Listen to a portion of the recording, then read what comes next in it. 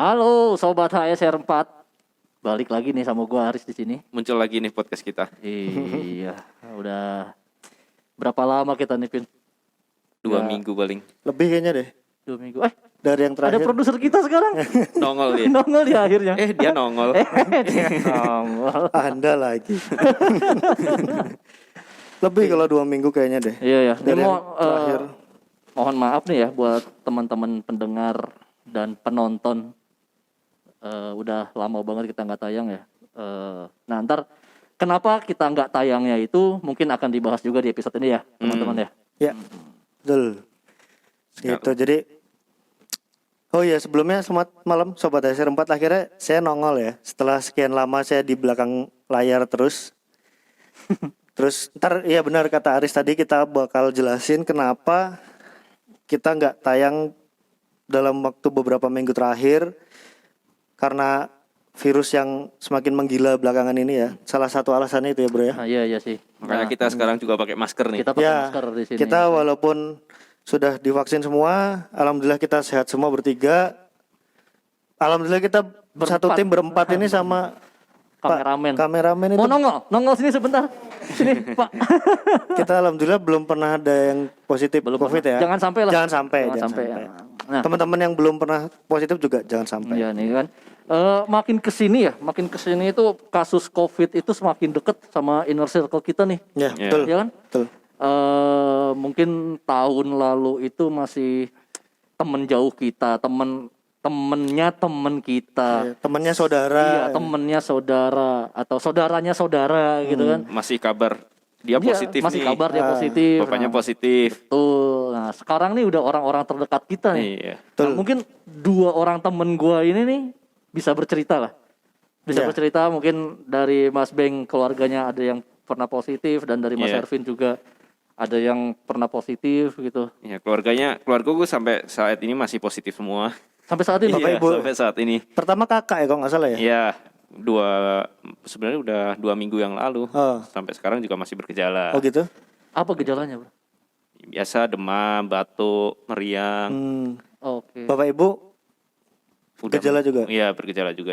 Udah mendingan juga sekarang. Tapi di rumah ya. Di rumah, isolasi mandi di rumah. Yang dirawat di rumah sakit nggak ada berarti, cuma hanya isoman. Cuma kakak ipar doang. Oh, kakak ipar Nah, doang. Mudah-mudahan sama- cepat sembuh lah ya. Udah Iya. 2 minggu kan. 2 minggu ya. Udah 2 minggu. Kalau ini seminggu lah, udah seminggu lebih lah.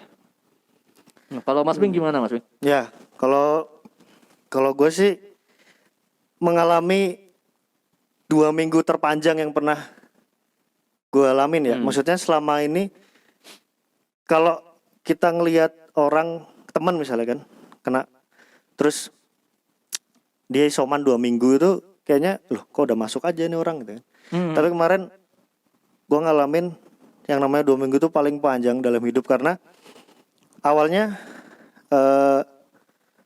nyokap positif, kan gejalanya batuk-batuk, Ya, terus di swab, setelah di swab ternyata positif, langsung masuk rumah sakit, langsung lawat inap karena mungkin bergejala ya. Nah di saat yang sama kan karena bokap nganterin kan di swab juga, bokap negatif. Oke, akhirnya karena kontak erat tetap pulang ke rumah langsung isoman bokap. Nah terus setelah 5 hari dari itu bokap gue minta swab lah kan karena udah berjarak kan. Swab biar ketahuan, biar sama-sama enak kan. Oke, swab. Ternyata positif, tapi tanpa gejala. Karena mungkin karena bokap fisiknya lebih kuat, terus sudah divaksin 2 kali. Oke. Jadi mungkin Kalau nyokap belum. nyokap baru 1 kali, baru 1 kali selang seminggu positif. Nah, terus akhirnya yaudah karena bokap tanpa gejala akhirnya di isoman di rumah kan, benar-benar close tuh di rumah. Nah, setelah itu 1 minggu dari itu 2 minggu ya berarti kan total dari awal Iya. itu dengan harapan setelah 14 hari, setelah 10 hari ya virus sudah kalau mulai- kalau yang OTG ya. Ya. terus virus sudah mulai mati, terus setelah 14 hari sembuh lah istilahnya kan. Nah bisa pulang harapannya.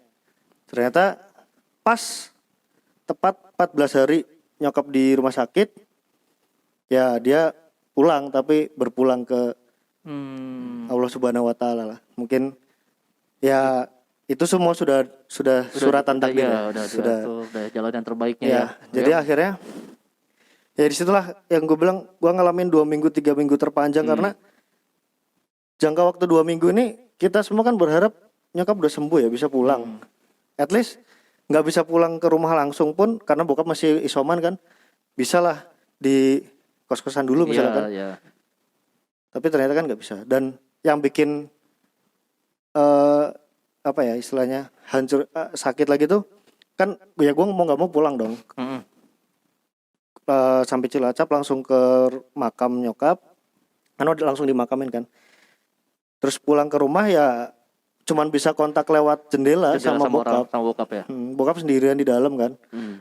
Ya itu sih yang paling terasa. Makanya benar sih yang tadi dibilang sekarang tuh udah ke orang-orang terdekat kita gitu loh. Ya, Kalau tahun lalu mungkin nggak terlalu deket deh ibaratnya kasarnya. Masih agak jauh lah ya gitu inner circle-nya gitu kan ya. Sekarang di sini aja yang sedang isoman ada 21 orang. Tuh. Di proyek kita ya. Kita ini Per tanggal sendiri ada 15 ini. 21 orang.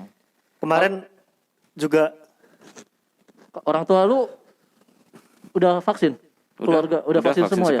Baru sekali. Oh, baru sekali juga ya sama ya. Ya, mudah-mudahan. Usia 60 tahun. semua dua-duanya ya. Iya. Nyokap kemarin 56 sih meninggal. Oh, pasti 56. Bokap 62. Nah, di kantor ini kan sekarang ada 21 orang yang isoman per tanggal 15. Nah, kita kan juga perlu edukasi buat Ya. teman-teman Ya. biar ada tumbuh rasa pedulinya. Tumbuh rasa peduli untuk diri sendiri. Untuk diri sendiri. Dan Intinya itu sih, untuk diri sendiri dulu. Karena diri sendiri kita udah dijaga dengan baik, pasti akan baik juga untuk semuanya gitu. Iya. Biar Kitanya ada udah nggak kepedulian terpapar juga. ataupun pas saat kita ya terkena virus itu kita nggak menularkan ke orang. Betul. Itu aja sih, kesadaran dirinya aja yang harus dipupuk terus. Terus satu lagi ya, di minggu ini kemarin Mas Ervin baru mengantarkan salah satu kerabat. Saya Iya. sempat lagi berduka kemarin tanggal 14 ada pelaksana dari kita namanya Pak Ari Purwanto Meninggal dunia meninggal dunia karena karena komorbid yang disebabkan oleh COVID. Karena Iya. komorbidnya yang disebabkan oleh COVID. Ya kita mohon doanya untuk teman-teman semua, kita doakan teman-teman ataupun saudara-saudara kita atau keluarga kita yang mungkin sedang sakit atau mungkin malah udah mendahului ya, kita doakan semoga yang sakit cepat sembuh, Ya, yang sudah meninggalkan kita ya semoga dilapangkan kuburnya. dilaporkan kuburkan gitu. Diampuni semua dosanya, diterima segala amal ibadahnya. Nah, kita perwakilan dari Section 4 juga kita mau apa ya? Mengucapkan namanya? turut Iya, berduka cita ya pasti mengucapkan ya. turut berduka cita untuk semua keluarga yang sudah mengalami atau yang ditinggalkan oleh orang tersayangnya gitu. Ya. Nah, itu juga tuh alasan kita kenapa nggak bisa tayang Ya. selama beberapa minggu belakangan ini kan, selain kantor kita WFH. menjalani skema WFH lagi kan, WFH dan WFO 50% WFH, 50% WFO Jadi gitu kan. kita bertiga ini jarang ketemu sebetulnya ketemu. beberapa minggu terakhir. Terus karena itu untuk tadi ya, ini jadwalnya bentrok. bentrok. Nah, untuk ini kita agendain lah satu hari ini. Mungkin kita di sini bertanggung jawab untuk bukan bertanggung jawab, mempunyai kewajiban lah ya untuk mengedukasi semua teman-teman, untuk memberitahu, menginformasikan kepada teman-teman pendengar podcast ini gitu kan mengenai COVID ini. Ya. Tapi tentunya bukan kita sendiri yang bakal, oh iya pasti. yang bakal menjelaskan. Kita akan berhubungan dengan orang yang kompeten akan hal itu gitu kan. Kita coba tanya-tanya via telepon Oke. karena keterbatasan jarak dan harus jaga jarak. Oke. Monggo. Sekarang kita udah dapat narasumber yang lebih berkompeten, namanya adalah Dokter Winda. Nah, kita akan coba menghubungi Dokter Winda ini via telepon aja ya. Soalnya dia lagi di luar kota juga, nggak di sini. Nah, coba. Ya itu salah satu nakes yang berjuang juga ya untuk membasmi pandemi virus ini ya. Coba Pak produser Ya, coba dihubungin, Mas. dihubungi Pak. Aduh, sambil nunggu. Nah, nih coba kita telepon ya. Ya, halo. Halo. Passwordnya. Oh. Salah ya. Oke. Ya, kita udah tersambung sama Dokter Winda. Dia ini salah satu tenaga kesehatan yang ikut berjuang juga untuk menghapuskan ya atau menghilangkan COVID dari muka bumi ini, per-covidan duniawi ini. Oke, selamat malam Dok. Selamat pagi. Wes, harus semangat terus ya, semangat pagi. Sehat Dok? Iya. Alhamdulillah sehat. Ya. Malam dok, kenalin dok, saya Hervin nih. Ya dok, Oh iya, saya Mas Erwin. Ya. ini Aris nih dok. Iya, Aris, sorry. Ayo Iya. Mas Aris. Ya, Ini kita mau gua beng-beng. tanya-tanya. Kok gua nggak dikasih Oh kenalan? iya ya. Oh, Oh, iya. belum kenal ya? Belum kenalan ya? Ceritanya belum. Oke. Gue beng-beng. Oke. Nah dok, mau tanya-tanya Yang sedikit. dingin apa yang enggak? Aduh. Tergantung seleranya yang mana nih dok. Oh, gitu. Dok, mau tanya-tanya sedikit ya dok ya. Ya. Boleh. Boleh dijelasin gak nih dok tentang COVID varian Delta yang baru ini? Terus apa iya dia itu lebih cepat menyebar dan menularnya dok? Langsung dijawab nih. Oh iya Iya, dong. Mau dikumpulin dulu. Iya. Banyak nih pertanyaannya. Ya, oke. Ya. Langsung jawab aja ya. Ya dok. Iya dok. Sekarang kita ini kan di berita-berita kan udah dengar pastinya lah ya, varian Delta. Yang pertama kali muncul itu kan di India ya kalau nggak salah ya. Itu tahun kemarin kan, Desember 2020. Itu varian Delta masuk di India. Terus tahunnya menyebar di beberapa negara dan sekarang masuk ke Indonesia. negara kita tercinta, betul. Nah, kenapa sih varian Delta ini cepet gitu kan penyebarannya gitu kan? Nah, Ya. si varian Delta ini tuh merupakan mutasi dari varian yang pertama yaitu varian strain Alpha itu kan. Nah, karena mutasi itu dia bermutasi. Nah, karena mutasi kalau kayak apa tuh namanya? Kayak film-film juga kan kalau bermutasi kan dia lebih hebat gitu kan. Oh gitu ya. Ceritanya. Iya dok. Nah, terus dia itu dikatakan yaitu virusnya itu bisa bertahan lama di udara gitu loh. Makanya kita benar-benar ada benernya, ada keselnya ya kan. Benernya sama pemerintah karena cukup lama di udara biar kita nggak keluar rumah gitu kan. Karena dikatakan tuh si virus ini cuman butuh 5 sampai 10 detik Untuk masuk ke tubuh kita. 5 sampai dengan 10 detik. Itu termasuk masuk melalui benda mati. Melalui udara apa bersentuhan dok? Melalui udara masuk ke kita. Kalau lewat benda mati maksudnya kayak meja, kursi yang kita pegang gitu. Bisa kalau si virus itu nempel ke benda mati itu. Oh iya dong Jadi kan pasti. si virus Kalau itu nggak kan, nempel gimana nularnya? Kalau nggak nempel enggak sih. Ya, makanya kita suruh di rumah aja itu mungkin ya. Terus ini kan dia terus bermutasi, update terus ya. Ini apakah akan terus berupdate seperti OS Android? Nambah terus. Gitu. Nah, kita sekarang ini dengar juga varian Kappa kan ya. Ya. Oh, itu Yang terbaru sponsor lagi tuh. bola bukan sih? Alpha, Delta, apa? Kappa itu terbaru lagi ya. Terbaru lagi. Dan lebih ganas lagi dari Kappa Delta itu ini. kan. Nah, itu belum belum ada penelitiannya ya? Belum ada penelitiannya betul. Oh, Apa gitu. itu seperti apa gitu. Cuman dengar ada varian lagi namanya Kappa. Nah gini dok, kemarin kan di kantor ini kan semua orang udah vaksin dok, udah sampai 2 kali. Nah itu seberapa efektif sih dok mencegah penularan COVID ini? Oke. Ya, salah satu cara kita untuk mencegah penularan COVID-19 ini ya memang dengan salah satunya dengan cara vaksin kan. Nah di Indonesia ada Sinovac dan AstraZeneca. Nah iya ada 2 jenis vaksin itu ya dok ya. Ada 2 jenis yang sudah masuk ke Indonesia. Nah kalau Sinovac ini untuk efektivitasnya ya, apa sih namanya ya, kok aku lupa.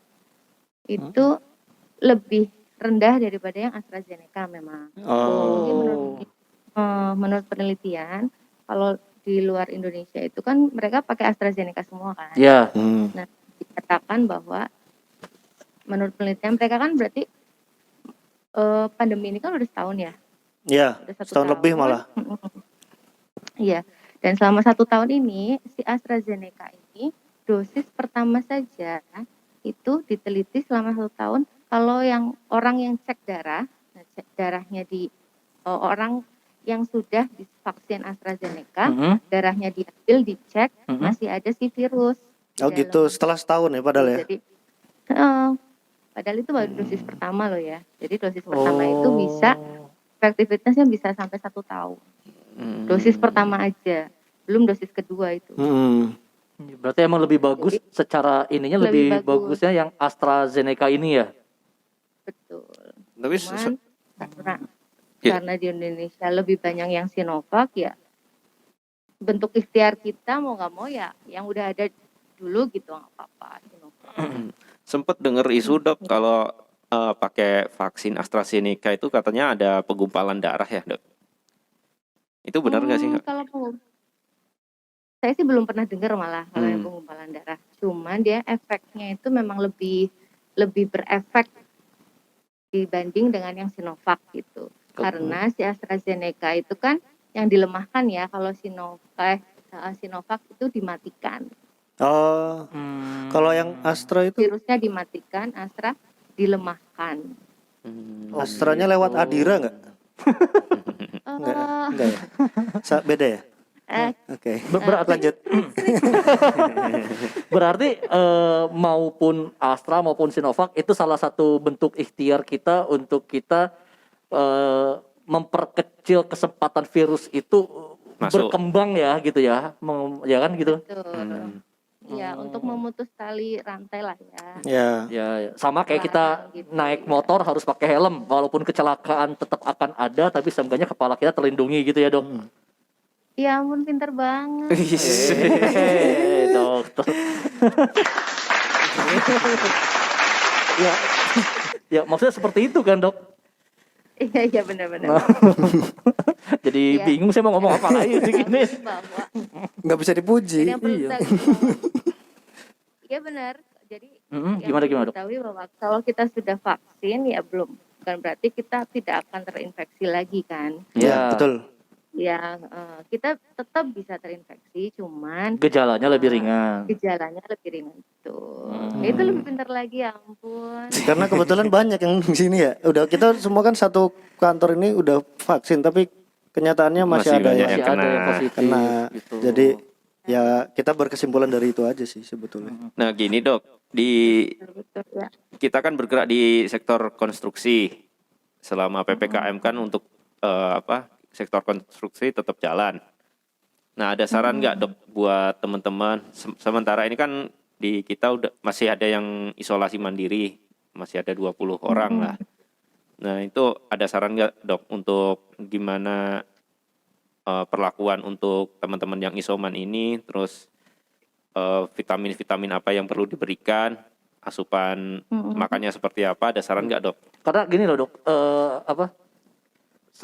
yang saya sering dengar ya, saat ada satu orang yang mengalami hal positif corona ini, banyak nih orang-orang yang ngasih saran minum ini aja, minum betul. Ini aja, ini. Jadi buat cuman katanya ya. Iya, buat pasien yang bener-bener terdampak dari COVID ini sendiri, jadi bingung gitu dok. Ini apa yang bener harusnya yang mana, saya gitu minum tuh apa gitu? Oke. Ya intinya COVID ini kan dia infeksi virus kan. Ya. Virus itu gimana sih caranya untuk biar supaya dia nggak bertahan lama di tubuh kita kan? Kalau virus itu tinggal bagaimana imun kita. Kalau imun kita meningkat, si virus akan kalah gitu. Jadi nggak perlu yang minum ini minum itu gitu. Kecuali kalau mungkin ini ya apa namanya ada gejala ya. Mungkin kalau batuk gitu mungkin baru minum obat gitu atau gimana? Nah jadi gini. Jadi selain yang tadi aku barusan bilang, kalau misalkan ada gejala ya diobatin sesuai gejala. Jadi berdasarkan simptom yang ada gitu, gejalanya aja gitu. Kalau misalkan kalau lebih parah, misalkan ada sesak, ada apa gitu, itu yang harus diperiksakan gitu. Bisa lebih lanjut, nggak bisa kita tiba-tiba ke apotek beli gitu, ya nggak bisa, tetap harus konsultasi sama yang lebih ahli gitu. Oh iya. Berarti kalau yang untuk tanpa gejala? Kalau tanpa gejala ya tinggal doping vitamin aja ya, biar supaya lebih kuat. Terus untuk penularan infeksinya juga tingkat infeksiusnya lebih rendah. Gitu. Nah itu vitaminnya apa tuh dok? Maksudnya Vitamin apa aja yang harus vitamin kita apa? konsumsi dok? Rekomendasinya. Nyebut merek boleh kok di sini kok. Oh gitu ya, oke boleh.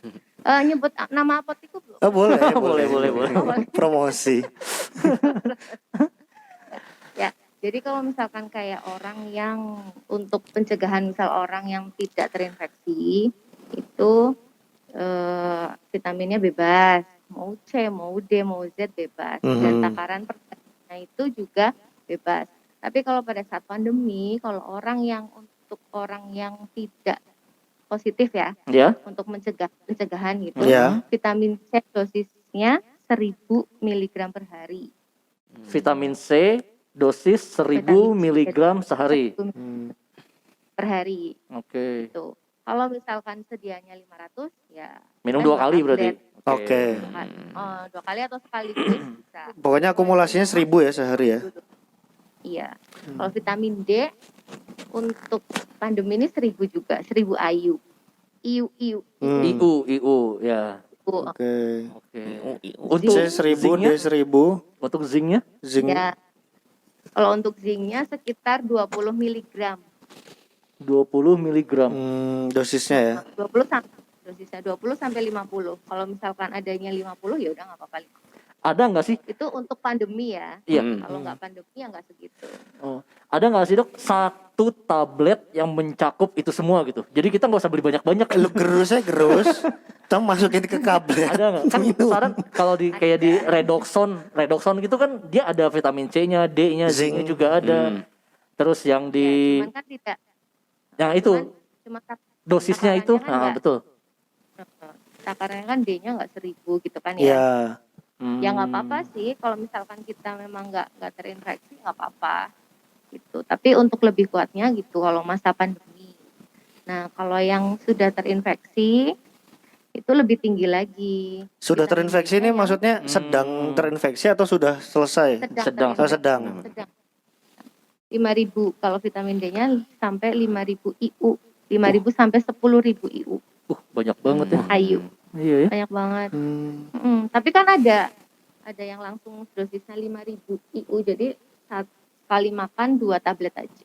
Oh, tapi itu nggak dijual bebas ya? Maksudnya harus resep ya? Harus sama resepnya ya? Tanpa resep nggak bisa kita dapetin ya dok? Kalau vitamin mah bebas ya harusnya ya? Iya sih kalau vitamin. Ya, betul. Ya gitu. Dan tadi kan dokter bilang buat ningkatin imun ya? Ningkatin imun. Ningkatin imun itu selain dengan vitamin bisa dilakukan dengan olahraga juga kan dok? Bisa. Olahraganya yang pasti di rumah aja ya. Olahraga di rumah, tidur berarti. Main bola. Tapi tidur juga meningkatkan imun kan dok? Iya, tapi jangan kelamaan, nanti kebablasan gimana? Iya, tidur selamanya. Jangan dong. Iya, jangan. Berarti ya yang pasti support keluarga, support teman gitu kan juga meningkatkan imun juga ya. Iya sih, harus bahagia ya. Harus bahagia. Ya dok, nanya lagi dok, kalau seperti pengalaman yang terakhir kemarin, itu kan ada teman yang sedang isoman. Nah itu dia nggak doyan makan dok, jadi makannya itu berasa pahit seperti itu. Nah itu ada tips gini nggak mbak, biar nafsu makannya tinggi? Iya, asupan. Pakai jamu mas. Ininya tetap bisa biar gak lemes gitu loh dok. Iya, dia susah makan tapi kondisi nutrisi keterima semua gitu sama badan. Iya. Apa gitu dok? Bisa yang pertama pasti support teman. Jadi teman-temannya itu harus support. Ayo cepet sembuh, aku pengen kerja sama kamu lagi nih gitu. Satu, support teman ya. Tapi kalau sesama laki-laki ngomong begitu kayaknya jijik ya dok. Iya sih. Ayo cepat sembuh biar gue bisa bully lagi gitu. Oke, terus gimana dok? Ya, yang kedua ya pasti harus tetap makan dan minum, tetap harus pakai asupan dengan cara misalkan kita si yang isoman itu nggak bisa mencium bau, akhirnya kan untuk makan juga nggak enak ya. Iya. Ada caranya. Jadi observasinya itu dengan cara mencium satu bau yang menyengat, misal kayak kopi hitam gitu ya. Dia suruh mencium bau ini per hari tiap hari gitu. Jadi udah nah ya gitu. Aroma penciumanku udah sampai mana nih? Oh, terapinya seperti itu. Tapi ya? harus aroma yang sama terus ya tiap hari ya. Iya, jadi pilih satu apa namanya? Pilih satu bau-bauan gitu ya yang menyengat. Kayak minyak kayu putih gitu ya dok. Nah, minyak kayu putih. Parfum juga boleh kok.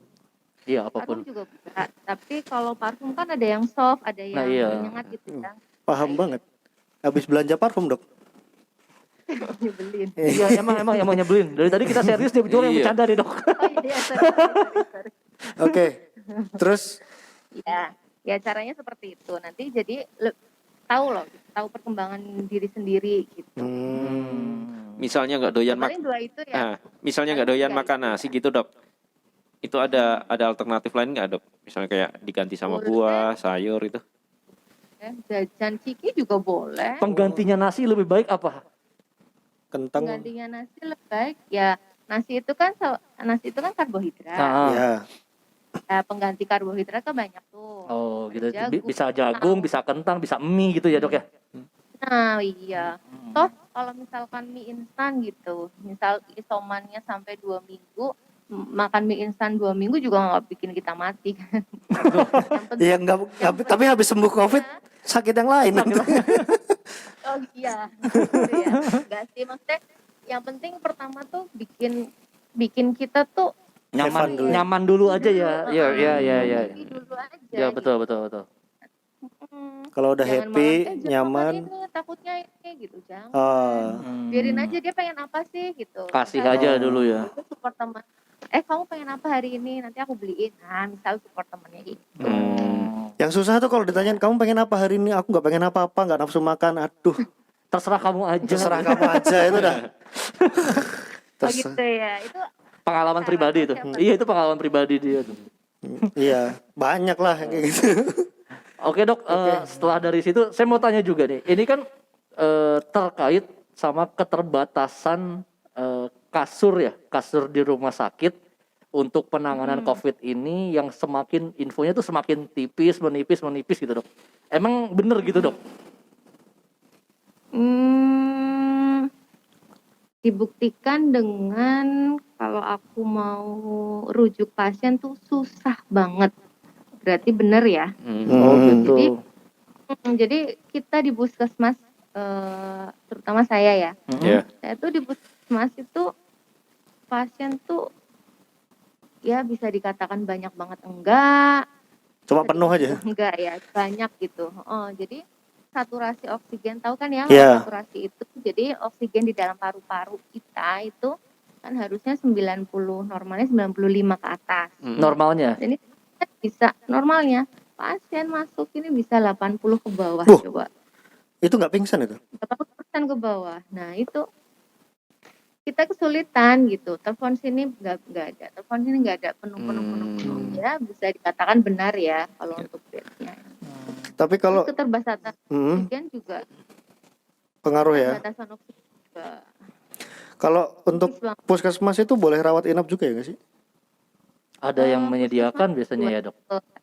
Inap ada yang enggak. Oh. Nah kebetulan masku nih yang rawat inap, jadi ya begitu deh. Berarti tapi untuk ketersediaan bed di puskesmas tempat Dokter Winda sendiri full, maksudnya emang benar-benar penuh atau masih ada slot? Ya, jadi sebenarnya kita puskesmas itu tidak menyediakan ruang isolasi untuk COVID. Oh gitu. Jadi mau nggak mau ya untuk hanya observasi saja. Nanti kalau misalkan udah dapat rumah sakit kita rujuk. Oh, istilahnya tempat transit awal ya. Transit. Dok. Iya. Bentar dok. Sebelum lari ke pertanyaan yang lain, mau balik dulu nih. Tadi kan dibahas masalah saturasi ya. Ya. Kalau kondisi di area pandemi, di masa pandemi itu kita sering banget tuh ngedenger masalah tentang saturasi, ngedenger tentang CT, ya kan, Ya. nilai CT itu tersendiri. Nah, maksudnya si nilai bisa dijelasin ya dok? Tadi kan saturasi udah dijelasin. Maksudnya bisa dijelasin nggak CT itu apa? Apakah dia sebagai indikator orang untuk masa kesembuhannya atau banyaknya virus atau gimana dok? Ya, jadi cara gampangnya aja ya, city value itu untuk mengetahui seberapa kita bisa menginfeksius orang lain. Oke. Semakin kecil nilai CT, semakin apa? Semakin infeksius. Oh gitu. Oh gitu. City value itu di atas 25. City value di atas 25. Iya, kalau kurang dari itu bahkan lebih rendah, itu infeksius banget gitu loh. Mudah terinfeksi maksudnya kan? Orang mudah menularkan. Atau mudah Dia menularkan? nularin. Oh, nularin. Mudah menularkan. Dia potensi menularnya lebih gede. Oh gitu. Tapi bukan berarti sebagai indikator dia mau sembuh atau enggak kan dok ya? Enggak, bukan. Bisa aja dia nilai CT-nya masih di bawah 25, tapi secara tes PCR dia sudah Masih. negatif. Ya. Bisa nggak seperti itu? Biasanya bisa seperti itu. Bisa ya? Cuman bisa, ya benar sih, benar kalau tidak dilihat dari city value-nya untuk positif atau negatifnya, tapi gimana kita lihat dia masih menginfeksius atau enggak, ya harus dilihat city value-nya gitu. Iya, tapi secara diri dia sendiri bisa aja udah negatif ya, tapi city value-nya masih besar gitu kan? Jadi sekarang ini tidak dilakukan PCR ulang. Berarti cuma sekali ya dok? Cuma sekali waktu Pas pertama. Tes pertama ini. Ya. Berarti kalau 14 hari setelah isoman itu nggak perlu PCR lagi atau gimana dok? Bukan nggak perlu. Kalau Halo? Tapi kalau misalkan halo? Iya. Halo? Halo dok? Ya. Halo? Iya masuk. Oh masuk, oke. Iya jadi gitu. Jadi tidak di PCR ulang oleh kita. Seperti itu. Jadi saat antigen pertama dia reaktif, langsung PCR langsung positif, berarti dia langsung isoman 14 hari ke depan. Setelah 14 hari ke depan dia enggak di PCR lagi, tapi dia sudah bisa langsung untuk beraktivitas kembali di lingkungan sekitar gitu dok. Betul. Oh gitu. Jadi kita nggak ngerti. Ya, jadi kita nggak ngerti nih dia masih menginfeksius banget apa enggak. Jadi masih harus tetap kita jaga jarak aja lah, lebih baiknya. Tapi berarti swab apapun itu udah nggak perlu lagi ya, setelah 14 hari itu udah aja gitu. Kalau ini dengan catatan tanpa gejala ya? Ya, jadi kalau yang tanpa gejala ya sudah. Tapi kalau misalkan masih gejala, biasanya isolasi mandirinya ditambah. Sampai si gejalanya itu hilang. Harusnya gitu. Tapi beberapa perusahaan kan nggak mau tahu nih. Mau. Ini kebetulan Hervin dia ini kok bagian HC kok. Jadi dia harus mau tahu. Biar nggak ada fitnah di antara kita dok. Ntar takutnya udah isoman terus masih positif. Perusahaan tuh gitu. Jadi udah 14 dijatahin cuma 14 hari gitu. Nggak mau harus cukup gitu. Jadi mau nggak mau si yang habis pos isoman itu harus minimal di antigen untuk meyakinkan lah ya. Sudah negatif. Betul, untuk make sure ke perusahaan. Sama boleh nanya satu lagi nggak dok? Saya mau tanya tentang ini donor plasma konvalesen apa? Konvalesen itu dok. Itu gimana dok? Sistemnya sama kayak dia donor darah atau apa? Atau gimana dok? Ya sama. Jadi diambil darahnya, terus kemudian kan kalau misalkan kayak transfusi biasa itu, kita kan kalau misalkan mau donor, kan diambil nggak cuma darahnya kan, dipisah gitu, sel darah merah sendiri, terus nanti plasmanya sendiri, kan ada alatnya nih. Yang digoyang-goyang Ya. gitu. Iya. Jadi diambil darahnya, si pendonor itu diambil darahnya. Kemudian ada alat yang misahin sel darah merah sama si plasma. Nah, plasmanya ini yang ditransfusikan ke orang yang sedang terinfeksi. Itu Oh, cuman oke. kayak diinfusin gitu, soalnya terakhir ya waktu almarhum nyokap gue masih kan sempat dapat ini ya, sempat dapat transfusi plasma. Warnanya putih kekuningan gitu. Terus Betul. kayak dipakai botol infus itu loh. Terus dia Oke. diinfusin gitu. Nah, itu kapan dok ketika pasien Apa yang dibutuhkan gitu? Enggak, Kapan ketika pasien perlu plasma konvalen itu saat kapan dok? Apa pas dia ngedrop atau apa gitu dok? Kalau selama si pasien masih kooperatif, keadaan umumnya masih baik sih belum perlu sih. Oh gitu. Oke. Oh, ya. Nih, Oke, Dok. ini kan dari apa? Kita udah ngobrol lumayan banyak nih ya. Jadi bahkan kan sekarang yang di awal tadi kita ngomong kan udah mulai ke inner circle kita yang mulai terinfeksi kan. Gak cuma itu, bahkan nakes-nakes atau tenaga kesehatan di luar sana pun kan banyak yang berguguran karena virus ini kan. Copet. Ya. Nah, Kita udah teredukasi lah dok. ya teredukasi, terus bahkan yang tadi gue bilang tenaga kesehatan pun sudah mulai kewalahan, banyak beritanya di online maupun di berita-berita yang lain. Terakhir nih dok, ada yang mau disampaikan nggak buat teman-teman seperjuangan atau apa ya istilahnya, teman-teman nakes. sejawat Ya, teman-teman nakes di luar satu sana? profesi di luar sana. Oke. Cuman pengen bilang tetap istiqomah teman-teman, nakes semuanya yang sedang melayani pasien-pasien COVID, tetap istiqomah untuk melayani, merawat, mengobati dengan apa yang sudah kita dapat ilmunya, kita aplikasikan dengan sepenuh hati. Terus yang kedua, semangat. Gitu aja. Ya, kita juga menyemangati ya para Iya, Dok. nakes-nakes di luar sana. Tetap semangat. Semoga selalu sehat, selalu dilindungi oleh Allah Subhanahu wa taala ya. Amin. Oke, Bu. Dok, salam ya Dok buat teman-teman nakes di sana, Dok. Insya Allah, waalaikumsalam ya, thank you mas. Ya, oke, kita tutup dulu ya. Gimana? Ya, yang kemarin ditinggalkan oleh ibu tercinta untuk Mas Lambang. Oh, iya. Lambang. Terus kita Ya, makasih. semoga mama diterima di sisi Allah Subhanahu wa taala. Amin. Oke, terima kasih dok waktunya. Ya. Makasih, maaf kalau ganggu waktunya ya. Salam untuk teman-teman Iya. nakes di sana, tetap semangat. Oke. Wassalamualaikum. Makasih Dok. Assalamualaikum. Assalamualaikum. Yuk, salam. Nah, itu. Itu tuh Ervin, itu Oh, iya. Ervin. Sabar Pak. Saya juga titip pesan buat teman-teman yang lagi isoman, tetap putus asa dan jangan semangat ya. Patuh sama protokol, Iya. patuh.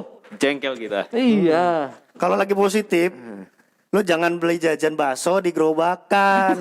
Jangan jajan nasi goreng. Kita jadi bingung mau jajannya Itu gimana. sama aja nularin orang lain. Ya itu aja. Nah itu GoFood, tadi GoFood. kita udah dapet pesan dari dokter. Iya ya, dari narasumber kita. Biar kita lebih teredukasi seperti apa penanganan COVID-nya dan vitamin-vitamin apa yang perlu dikonsumsi tadi nih. Oh, buat teman-teman di sana yang masih belum sadar lah ya, itu sayangin lah gitu orang-orang sekitar, keluarga yang kita sebagai pekerja di sini kita mendapat privilege untuk bekerja WFH dan WFO kita bagi gitu kan.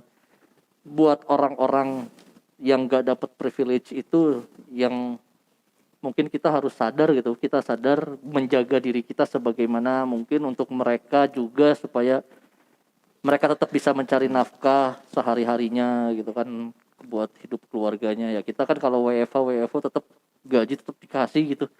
Kalau orang-orang yang betul. upah harian yang Itu yang mengandalkan menggandalkan Harus masuk baru digaji ibaratnya. iya yang kayak gitu-gitu kan. Ya, Ya, itulah itulah. sadar diri lah buat teman-teman semua gitu.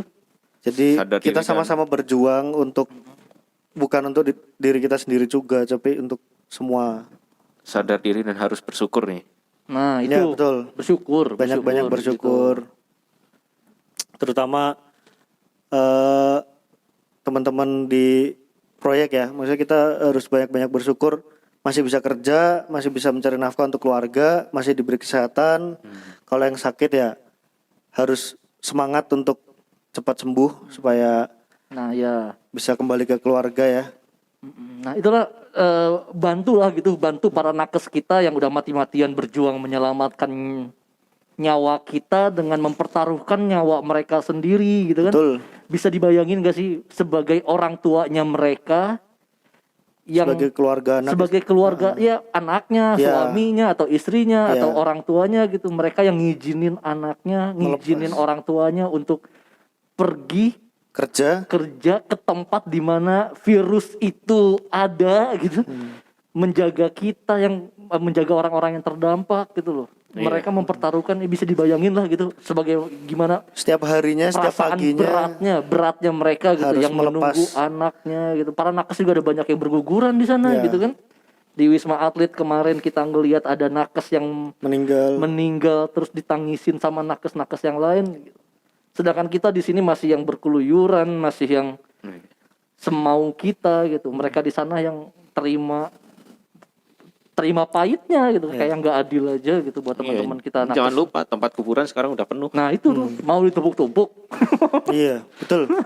Kemarin aja dari info host kita yang udah ngurusin perkuburan pemakaman di Jakarta itu, dia bilang 400 lubang 2 hari sold out.